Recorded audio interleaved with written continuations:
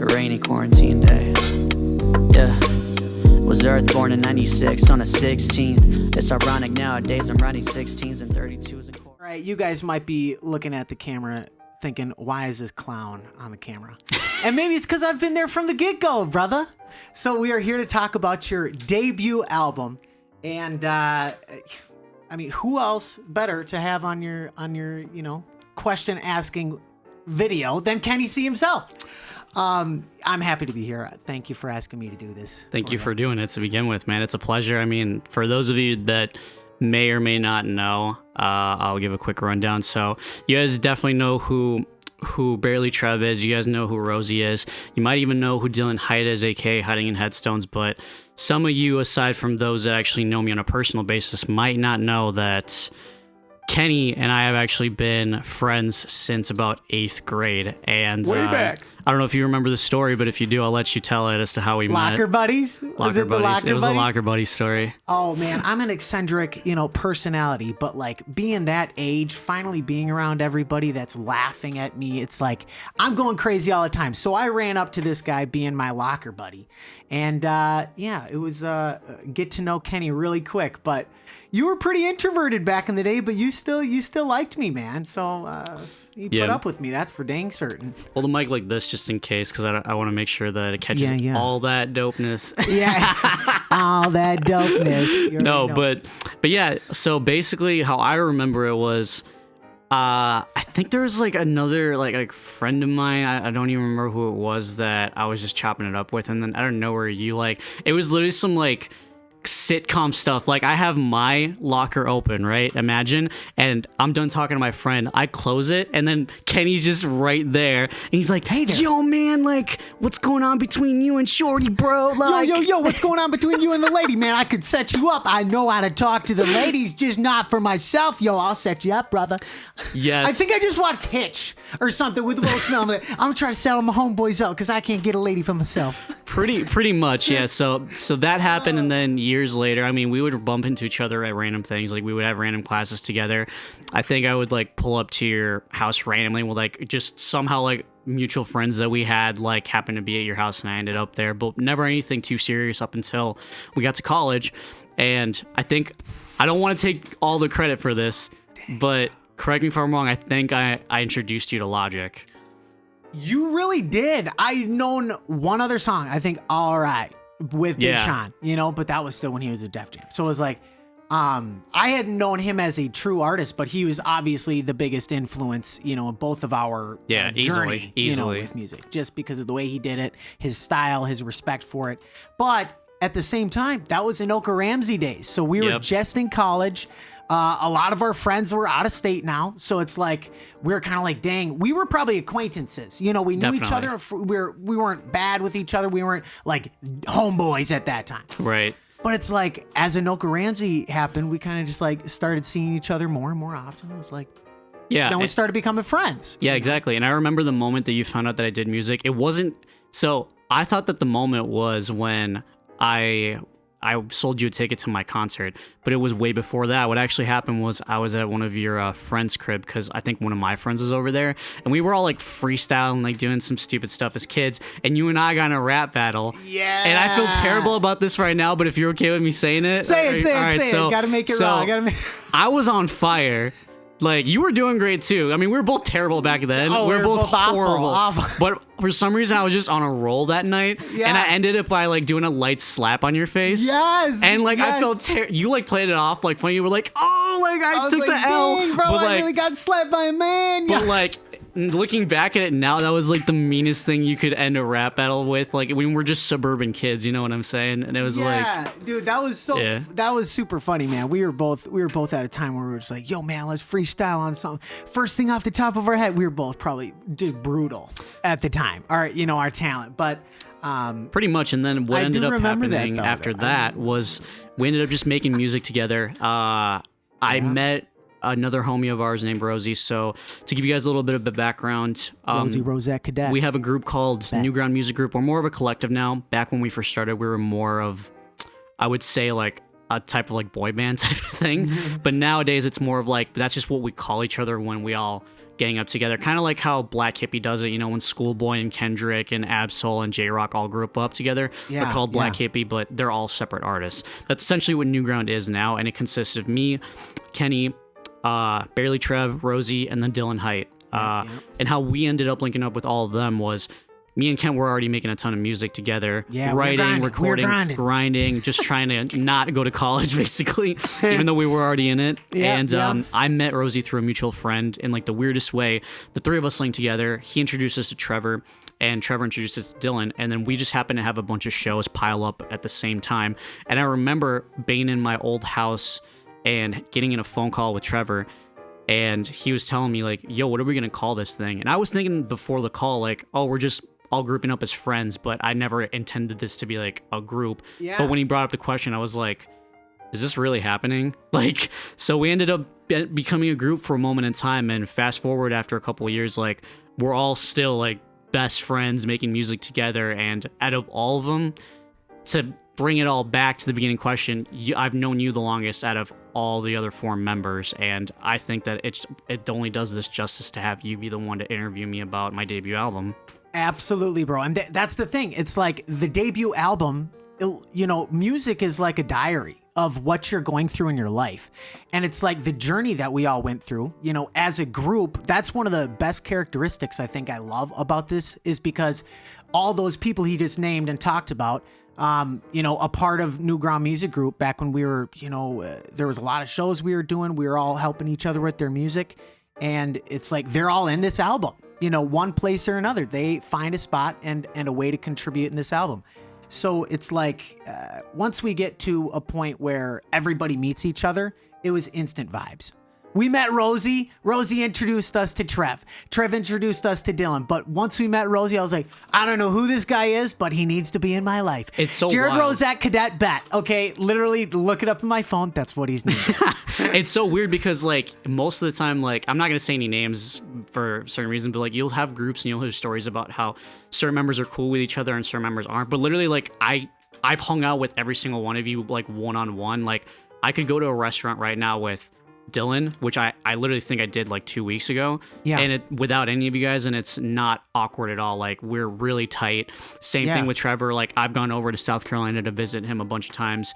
Jared, aka Rosie, hung out with him alone. Me and you can do the same thing, and it's like, it's wild how all of us from the get-go have just vibed. We just vibe and jive, dude. It's like, it's the boys. We've gone through so much at this point, and at the very beginning it was so natural, but now it's like it's like reminiscent. It's like back, man, I remember driving down to Iowa for the Chris Webby show. That was our first show, yeah. Dude, it's like, it was nuts. It was nuts, man. It was super fun. But, you know, how that influenced your music. Dylan's into Hiding Headstones. That's his tag on Instagram. He does some guitars all over, you know, around in this. Right. Same with Barely Trev. He contributes a verse. Same with Rosie. So it's like, it's nice to see the boys. Nice yeah, I felt like the big difference between this project compared to my debut was I felt like at the time I had something to prove, for sure. Because I really, even though I had Trevor and Rosie on it, I felt like I was trying to be the, like, rapper's rapper. Like, I really felt like I wanted to, like, prove myself so much to the point where it was like, excuse me. That's okay. I felt like I had to prove something. Like, I wanted to, like, make sure I was hitting everybody with something that they liked, and I was hitting all these bars and all these pockets, and I was, like, doing this, that, and the third. You were trying to prove yourself. I was trying to prove myself too much, whereas with this one, now that I've gotten older, enough time's passed, I'm a lot wiser than I was then. I went from doing that to now being like, no, I want everybody that I care about to be on this project. This isn't just about me. Like, this is literally a journey. The concept is about a journey, which we'll get to in a second, but the journey wouldn't make sense unless it included everybody that has contributed to me getting to this point, which is my debut album.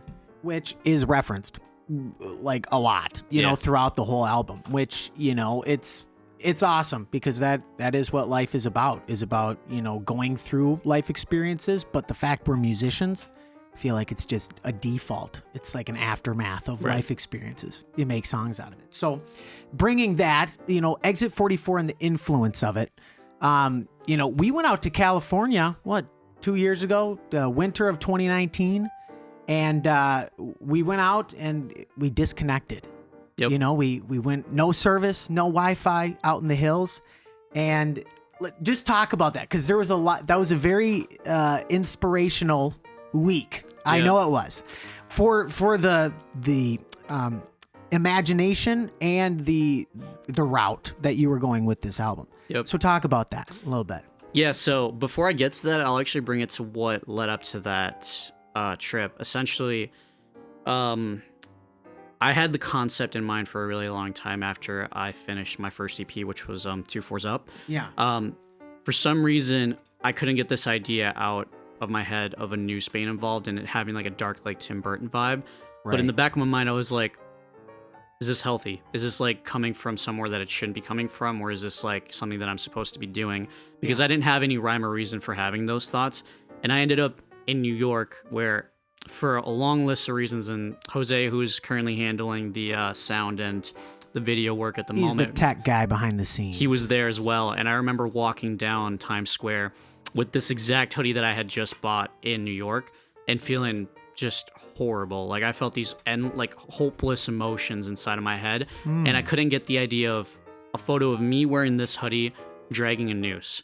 But I didn't know where that came from, and I'm very careful about what I allow energy-wise into my life because, you know, I am a believer, and I think that if it's not coming from God, it's coming from somewhere that it shouldn't be coming from. So I still didn't say no to the idea, right? Because just something told me not to let it go, but I wasn't 100% sure on it. Yeah. Fast forward 2020, I think it was like January or something like that. Yeah. You, me, and Jose actually ended up in basically middle of nowhere, California. Like I don't even remember the city that it was, but we were there out in the boondocks. Basically, we were there essentially because we wanted to make something happen. We had a week-long trip ready where for 2 days we would stop at the first place, which was the middle of nowhere spot. Second spot would be San Diego to link up with some people, and then the final spot would be LA, where we had some recording sessions with some friends that I was able to network with at the time. Right. The first stop was, I wasn't expecting it to be what it was. It's people from my church, but they're people that have literally devoted their entire life to God. Like they work for God, like they don't really access the outside world like that. So my instant reaction was like, let's see how this goes. You know, I'm never judgmental about that kind of stuff, but let's just see what happens. Yeah. They were super open-minded about everything. They treated us like freaking like royalty. Like I don't even know how to explain it. They were absolutely sensational hosts. Like they were so caring and giving. They let us stay in the RV.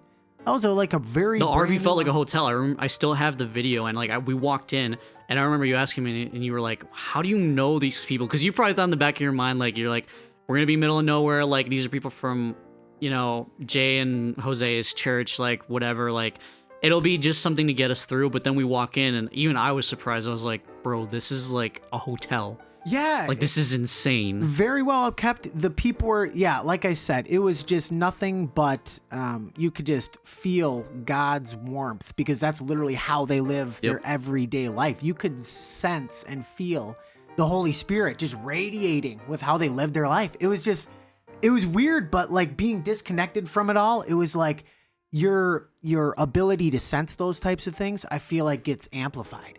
So when you have all these people, you know, that are living the way they are, it's like, it's a different type of living style than me and you are obviously accustomed to every day. So I feel like it was the spur to a lot of really new creative ideas to kind of flourish. Yeah, definitely. With you. And when we were there, we ended up talking about the concept of the album, because at that point in time, I didn't even talk to Jose about it because I genuinely didn't have an idea. I just had the news being dragged around and stuff, and I was really inspired at the time and just felt something in me that I was supposed to do that because of the way that we were treated there by these people. Because they were seeing me like drag around like a noose for a video, and like I'm doing all this weird stuff, and they're really open-minded about stuff, and they even asked us to do a show there. So in the middle of a conversation, you asked me, you know, what's the concept of the album? Like we're here. I'm a part of this. Like, what's going on? What is this? Yeah. So I remember I didn't have an answer, but something came out of me, and I just said, the concept of the album is a concept of duality. It's about the light and the dark of people, but it's not just any like, you know, lackadaisical type of duality. It's literally the Judas and Peter side of humanity. And what I mean by that is they both denied Christ in one way or another. Judas literally turned him in, Right. and Peter denied him 3 times before the rooster crowed.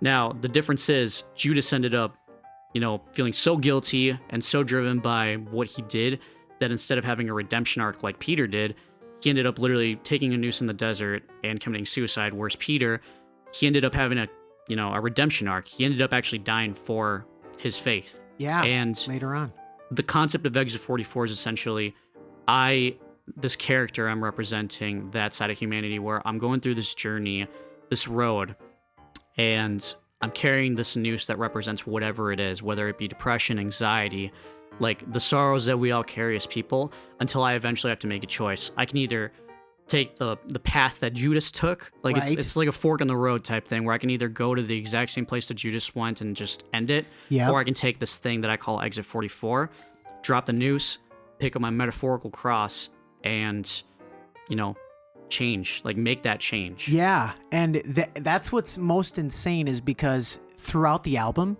if you actually are thinking of that theme throughout, you can hear it multiple times, and it's literally like a biography. I've heard it, obviously, and so hearing what you're talking about in each one of the songs, and knowing that those are kind of the two differences. Man, we got to talk about a couple in particular, okay? All right. We got to highlight a couple that Anime and Ramen is one of the first songs, okay? There's a little intro, but then it goes into Anime and Ramen. This has been a huge song for you because it came to a realization point, right? You got to see how your music literally can connect with a certain fan base. And having that's huge. You got to have a fan base. You got to have a niche. You got to have a fan base. I feel like you were able to tap into one with that. Talk about how you made that. Yeah, so essentially what happened the year that I made Anime and Ramen was I had come off of finally letting go of the acceptance aspect of not just music, but in general myself. From the get-go, I had always been trying to prove something to people and tried to be something that I'm not. And it got to a point where even you guys were calling me out for it, and you're like, dude, you're getting to a point where this is dangerous, it's affecting the people around you, calm down, this is music, we're supposed to be having fun. Yeah, we want to do this, but this is supposed to be fun. Yeah, we got to be having fun no matter You know what. what I'm saying? And I got to that point where I was finally it's time to let it go. So I remember the night that I made it. It was a rainy day. During COVID. During COVID-19, the lockdown was real. It wasn't just something that I said. It was literally I felt a vibe. It was raining outside, which is my favorite type of weather. And I ended up just making the song in I think it was 15 minutes or something like that, 20 minutes. Didn't take me that long. And I remember just submitting it to DistroKid that same day after I mixed it and dropped it a week later. So I had the video done. Isn't that nuts how the most simple things end up kind of just being the perfect combination or perfect recipe? Yeah. And that's the thing. Give me 1 second. This thing's acting weird. Jose, you wanna help me out here? Take a little bit of a break. Lefty loosey, righty tighty, or yeah, came up at the dirt, felt the good and the highs, been the lowest and it hurt. I've been up at 24, know exactly what it's worth. I've been working long nights, cause I know what it's worth. Yeah, that boy go to work. Rolling live again. Welcome back. ladies and gentlemen. Okay, sorry for the little shimmy shots. Yeah, my bad. So essentially, I made the song, just literally uploaded it to DistroKid the day that I made it, essentially. Shot the video, and I didn't even do it with an actual camera. I shot all the clips on my iPhone, sent it to Jose, and then he edited everything. And I dropped it. I really didn't do much to promo it. I put a tiny amount of money towards YouTube ads. Yeah, but yeah. I just started noticing that the difference between the little amount that I put on the video compared to all the other stuff was that people were actually going crazy in the comments. People were liking the life out of it. Yeah. The views were going yeah. crazy. The shares were going crazy. Everything about it was going crazy. Yeah. So I just dialed down on it and I kept promoting it as much as I could. And it ended up triggering the algorithm on Spotify because so many people wanted to listen to it off of YouTube. Right. And to this day, it's still averaging a ton of plays. I think right now it's sitting at 340,000 streams. And it really It's funny how I let go of the idea of trying to be accepted and just did something. Didn't have a plan. I didn't even there was no marketing. Like, I need you guys to understand, there was no marketing scheme behind that song. There was no label thing. There was no I'm paying to play. There was no playlisting, nothing. It was literally just, I accepted this is who I am. This is what I like. This is the sound that I like to make. I don't care if I'm kind of singing off key in this section where I'm singing. This is me at the end of the day. Didn't even do what people tell you to do in terms of uploading, because you're supposed to upload songs a month before. Yeah. A month before on DistroKid. I did it a week before, dropped the music video the same day that I just scraped together, and it's my biggest song to this day. So I think it's just a testament to the fact that when I finally listened to not just you guys, but what God was telling me, which was bro, I made you a certain way. This is who you are. Stop trying to be something you're not. Stop trying to be accepted. Stop trying to be this rapper's rapper. Just be you, bro. Embrace it. Yeah. Once you embraced it, then that really pushed you down a point where people were just we can tell that you're embracing it. And they felt that in the music. And that's what I think got the reaction from a lot of the people. Yeah, I agree. It was genuine. It was right down your lane, man, and you tapped into it. I feel like once you got that. So that was, that's a big part of it. But man, dude, I feel honored since I'm sprinkled in 5 different parts. But I'm in Circus, I'm in the. You're in Together. Francia Together is the other, Together. But she's the other feature in that song. Then you got Dylan on, the guitars on Circus. But there's one Stoned that you were going for when it comes to a message on there. But more so your experience with being an immigrant at the same time as, being a Christian, and everyone was going through trying times, trying to perceive how everything's going. So, talk about stoned. Stoned. And stoned, right? Well, hey, I'm just saying, multi-meaning. But no, you have to listen to it. You got to actually understand what's going on with it. But yeah, talk about how that kind of came to be. Yeah, so the reason why, first of all, I called it Stone because the chorus talks about before you essentially throw the first stone, look at yourself, which is a reference to the Bible. Yeah. I, growing up, dealt with a duality with myself, because even though I'm originally from Mexico, I was born there, I was raised there for the first 6 or 7 years of my life. Yeah. I never felt fully connected. I have a lot of memories, and there's definitely a lot of things that how there's just a cultural thing that you understand, depending on where you are. I'm sure that with you, there's American culture, American classics in terms of films, American actors, little just innuendos that are engraved in American culture that you understand that somebody from a different country might not understand. Exactly. I had that in terms of Mexican culture because of the way that I grew up at home. I was raised by 2 Mexican parents that weren't Americanized. So there were things that I understood about my culture, but I wasn't all the way there. I never felt fully accepted because I'll just say it, I look white, or I look like I'm not even Mexican at all. So sure. I would pull up in school and I would never be fully accepted by, there were some friends like you or my homie Justin, but for the most part, I was never fully accepted by my American friends. There was always the slight teasing of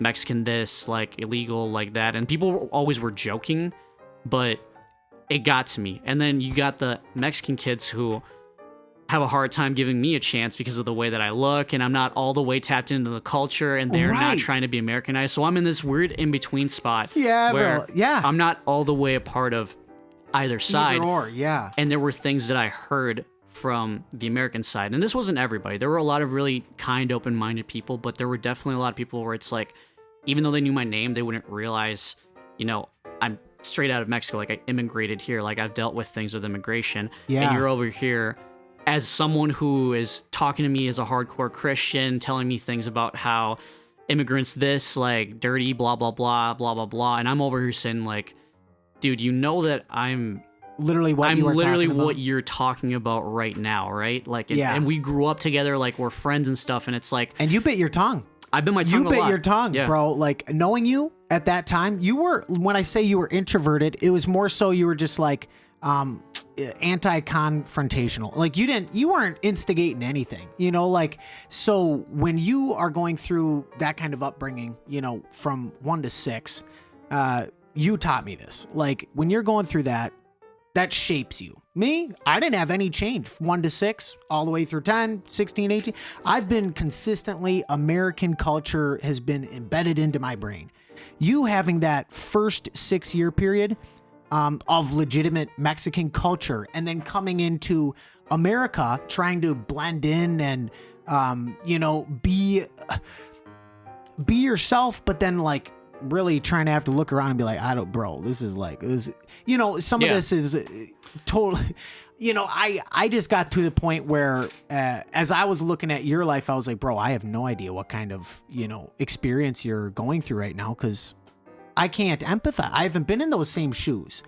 So yeah. And I'll be honest with you, man, side of things, man, I got a lot of heartfelt. So yeah. And I'll be honest with you, man, up until the last couple of years, I resented my culture. I resented being Mexican because I felt pushed away by the people that I could have gotten close with, because again, like I was in between everything, and when you're not accepted by both sides, you're eventually going to try to, no pun intended, migrate to the side that accepts you the most. So even though in terms of American culture, I wasn't all the way accepted, I definitely felt more accepted than I did by my Mexican side. So for some years, I definitely felt resentment. But then over the last couple of years, I've gone to an amazing church that is mainly Hispanics. Yeah. And I've, reestablished my Spanish for starters. Connection. And then I've connected back with my roots. And even though I'm accepting of the fact that I'm not going to say never, because never say never, but realistically, I will always be in a way in between, but I've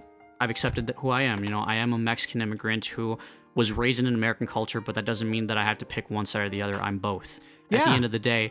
And I wanted to use this song as an opportunity to essentially have a conversation with a person who's just personifying everything that I've heard over years, from things regarding religion, things regarding law, things regarding politics, and me essentially just giving not only my point of view, but bringing it all back to the chorus, where it's like, just stop doing this, stop throwing that stone, because, we can sit here and talk about logistics as much as we want to, but at the end of the day, like, we're all bad people to a degree. Like, we're not perfect. Like, there's good in us, but there's also like mistakes that we've all made. There's also bad. So it's like, don't throw that first stone. Don't throw that. And I love the imagery in that, because it's like, it's real. Like, and if you have an ideology and you're looking at someone else and you're throwing stones at them, you could probably do, a 180. Look at yourself and be like, man, do I really, am I in the position to be throwing stones right now? Yeah. And I will say this, I don't know who's idea. actually heard the song, in terms of like, maybe this is the first time that someone is hearing about this song because they're watching this first before they actually listen to the album. I will say there are certain sections of people that I tackle, and I want to make it clear right now, I have no issue with anybody, especially like in terms of like what they believe. Like, it is what it is. Like, I may have my point of view. It was time to personify like all the things that I felt like were coming at me for such a long time. And I wanted to make sure that by the end of the song, so if you're going to listen to it and you haven't, I make sure by the end that I make it clear I'm just as bad as the people that have hurt me. I've made mistakes, but at the end of the day, just like I'm not going to throw that first stone, please don't throw that stone at me. So this isn't about like politics, law, like religion, like whatever. This is all about just understanding what Christ's true message was love your neighbor at the end of the day. Yeah, and that's the thing. Us as humans, it's like none of us are in a position to be, criticizing someone else and how they live their life. It's just, it's a great message that I like that you integrated into the rest of the album. So, but otherwise, a couple other songs just to touch base on a little bit. Circus, that's kind of like a message where you are talking about going through, the circus of life, right? The ups and downs, and trying to, keep it kosher and balanced through it all. Yep. Man, I appreciate you letting me jump on it. And, but you had Dylan on there too. Brought it up a couple times. Yeah, that was a special moment, honestly, because very fun one. One of my favorites. Yeah, one of my so favorites. I don't even think I told you what the actual meaning of the circus was, but the circus is actually my brain. I make it. Some people might confuse it with like it's the circus of life, but it's actually the circus of my brain because I battled anxiety for technically my whole life. I battled depression and anxiety for a really long time. Excuse me. And essentially, the song's concept is me just in my head, like dealing with all of this like panic and like expressing how it's affecting me. Right. And how I just feel like I'm literally running through a circus in my head. And having you and Dylan on there, honestly, it was a full circle moment because again, like you guys didn't make the first album, the first project, which sucked, but not going from that to now on this actual full length album. Yeah, like Trevor and Rosie are featured on it, but Dylan mastered almost every single track and he played the guitar on Circus. You had a bunch of vocals on the project, like all throughout. You're referenced all throughout, like you're on Run It for the intro of it. You're included in Cruisin'. The whole concept of Cruisin' is about me and you and like the homies in the whip, like just going through this road leading to exit 44. Circus, you did a vocal appearance, same with Together. You're all over there, but Circus is definitely the one where I feel like you shine the most in my opinion. Like you were killing it with those vocals. So yeah, we sprinkle. It's like a little bit of Kenny C sprinkle. It's like not a lot, but just a little bit. You know what I mean? Yeah. And I love that you allowed me to do that, man. I can't thank you enough for that. Yeah, it was a pleasure having you, man. And the thing that I love about Circus is I already know off rip that that's going to be some people's like least favorite song because I'm not singing completely on key. The whole concept behind Circus 2 was it's not supposed to be perfect singing. It's supposed to be vulnerable. That's the whole purpose of it. Like I'm not hiding behind the grit that I normally do. Like there is a little bit of the grit vocals that I do whenever I sing, but it's not like 4 a.m., which is a song off my first EP where there's a lot of really cool vocal stuff going on that makes up for my lack of singing, which I'm not a bad singer, but I definitely need auto-tune and some effects. Whereas with Circus, a lot of that stuff was dialed back. Like there is auto-tune on there, but there's a vulnerability to my vocal performance, and I wanted that to represent what the lyrics are talking about, which is me running around dealing with this anxiety. And I wanted to just be vulnerable in an area where I'm honestly still a little insecure about. I'm more comfortable in my singing now in terms of I can sing in front of you, I can sing in front of the homies, I can do all that stuff behind a mic without feeling like, oh, can you guys do it? Like I can do that myself now, but I'm not comfortable to the point where it's like, I'm going to get up on stage, grab a guitar, and like start singing. So for at least one track, I wanted to do that and be like, this is where I'm at right now. This is me. This is how vulnerable I'm being. And maybe I can look back at this in like 5 years when I'm actually singing without auto-tune and I can sing in front of people and be like, yep, that's where I was at one point. And it's a good chapter. You know, it's like obviously you look back at songs you made 4 years ago and you're like, holy cow, have I made progress? Oh, still you know? Dude, I hate so many of the old things that I made, especially back when like you and I were first starting to hang out. Like it was such a long process getting to the point that we're both at. I mean, your music's still going crazy. Like when the few times that you get a chance to record, bro, like the demos you do are insane, bro. Yeah, and I just got the master to the song that I'm going to be releasing, but this is talking about your album. Then the closer is Birch Street, and this is a huge song. This is a huge statement to the meaning of the album. You know, this is a closer to the perfect definition, right?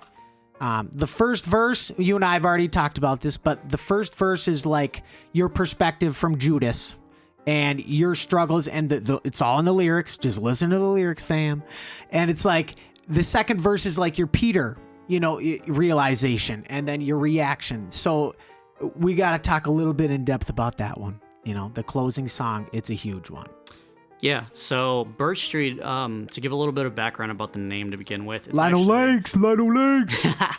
It is an actual street. When I was dealing with a lot of the things that I talk about on the project, I rode around to this street called Birch Street that me and Kenny and pretty much anybody that's from our town that'll watch this is gonna know about. Yeah, it's just you can literally take a circle and end up back in either my house or your house. You know what it is, Birch Street. Go through Lino, go through Centerville, end up back in Lino. Like that whole circle. It's a big old circle. Yeah, and whenever I had a new mix, I would listen to it riding around that circle in Birch Street. I think I showed you 2-4s Up actually doing that. We did that. Circle. We've done that drive. We've done the Birch drive. So I wanted to have that be the last metaphorical road leading up to Exit 44 44. because it literally, like, it was literally the Judas versus Peter thing. Because when I first started riding around, it was for the wrong reasons, and I'll just be blunt about it. I used to struggle with addiction. Yeah. I definitely dealt with a lot of demons back then, and I would do what I did while I was riding that road. But I eventually went from treating that road as like my addiction spot to I'm using this to listen to my mixes now. Yeah. I'm using this to actually, like, you know, do something productive with my life. Like, whenever I get a new mix now, I go around this road to listen to it to do the car test. Right. I take this right. road whenever I'm dealing with my anxiety and I just need to go on a drive. So I wanted to make sure that the very last road before the metaphorical Exit 44 is the road where I literally transitioned from the Judas side of things to the Peter side. And the first verse, it's essentially me spilling out a bunch of details about how I'm feeling. One thing that I'll openly admit on this, I mean, I've been vulnerable this entire time. One of the first lines that I have is, it's essentially me talking about my jealousy towards two members of our group, which were, you know, Bailey, Trev, and Rosie. And at the time, it was because I was so insecure about myself that I saw what they were doing, you know, like, they're incredible singers. And I would sit in the back while the section of our set would have two acoustic songs, and they're over here killing it. Like, there's a guitar band involved, like, girls are going crazy, waving their hands, and me and you are in the back. Like, you didn't mind because you were always a team player. Yeah. But me in the and back, I was DJing for them two sets, and Yeah. it was like I was on everyone's team. Yeah, That you stuff, were. your perspective was your that. perspective during all that. So And instead of having that mentality of, like, I'm a team player, I had this mentality of, like, I deserve that. sure, I need to do, that needs to be me. Like, forget those guys. And then in reality, it's like, they're my friends. They want, like, it's like, they're the type of people, like, I remember distinctly playing trash, like, straight up trash music, and all of you guys would just, like, jump up and down and, like, go crazy for it. And it's like, any normal, like, human being would have been like, dog, you gotta, like, scrap this song right now. You guys, it didn't matter which one of us it was. Any one of us, no matter how good the song was or bad, we'd always just bump that and go crazy and appreciate it for what it was. And you guys were always the most supportive people. But because of this, like, depressing, sad, like, overwhelming, pessimistic feeling that I had, I wanted to blame everybody but myself. Sure. And yeah, there were definitely things in my life that happened that were out of my control, but in reality, a lot of things that I talked about in that first verse were in my control, from my jealousy towards my friends to me dealing with my viewpoint, to me dealing with suicidal thoughts, me dealing with addiction.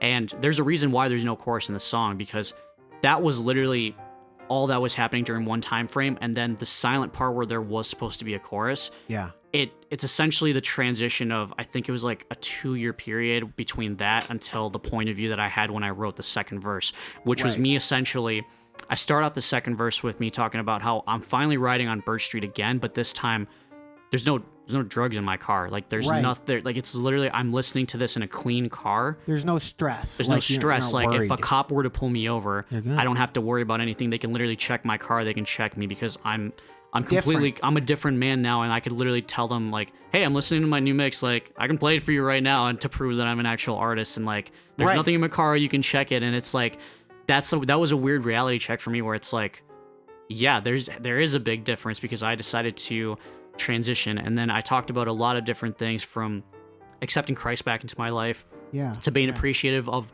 the people that I was once, you know, jealous of and angry of. Like, I used to have that thing, not just towards even you at one point. I think I had that because you were going crazy back in the day, bro, with Oh Snap. Like, I don't know if any of y'all remember that, but Kenny was going crazy on YouTube at one point, and it's like, it was a bop. And it's like, I went from that to now appreciating the friendship that I have with you guys, with the relationship that I have with my family, and all the things that I have. And even though I make it clear in that second verse, even though I still battle a lot of things, whether it be anxiety, depression, whatever it may be, I'm appreciative of everything, and I'm not alone. And I know that I have not only amazing people around me, but I have an amazing God that I've accepted back into my life. And it all finally gets wrapped up with my homie, again, Jose, coming in with an incredible sax. Incredible. And honestly, I got to talk about that too, because aside from Kenny, really, Jose has been my right-hand man for the last, like, 2 years, not just with creating the project, but from the visuals, from even just being a homie and being there by my side when I have doubts about the album. So to have everything come full circle and him be the very last thing you hear on the album. Yeah. It's his first feature. It's literally his first feature ever on a piece of music. And to have that honor of like, you know, including him actually, aside from just like the stuff that people won't see, he'll actually be on the album. So to me, this is not only the most important song on the album, it might be the most important song I've ever made, period, at least up until now. Like I said, like leading into us talking about it, I knew that, you know, this is a big explanation point for the album because the perfect close. And Jose, who's usually involved on all the behind the scenes stuff, making everything look cool, now he's contributing in a way where it's the alto sax, and he kills it once again. Okay, he closes it out with it, but no, that's super cool, man. There's a lot of characteristics I love about the album, and very thankful that you let me be a part of it. I'm very excited that it's coming out. Man, the future holds very good things. Yeah, I'm appreciative of everything that has happened up until this point. I'm happy to say that, you know, at this point, right now it's not out while we're recording it, but it'll be out by the time that this podcast / interview comes out, and I'm just happy, man. I mean, I already know the future me is going to be jumping up and down, and I'm going to be celebrating. I'm just happy to say that, you know, you guys were part of this album. My best friends are part of it. I'm happy with everything from top to bottom, and we'll see what happens from this point on, man. I'm really excited to see what people's reaction is to it. It's finally come to fruition. Yes, sir. With that being said, I appreciate you being a part of this. I appreciate Jose recording everything. And I appreciate every single one of you that's checked this out. Exit 44 is out now. The link will be in the bio. Yep. Check it out. Link in bio. Link in bio. I see all the cool people do this. Link right here. Right there. I will have Kenny and Jose's socials all in the bio as well. Make sure you check out Kent's music as well. Actually, Absolutely. He's a really dope artist. I've made music with him. We have a couple songs out as well. And make sure to watch out for the stuff that he's got coming on the way. El Dorado coming out. Yep. With that being said, this has been Exit 44. My name is JJL. This is Kenny C. Kenny C. And we're out. Thank you. Peace. I'm sick of acting like I'm something I'm not. I question God and it's been hard, but it's been harder to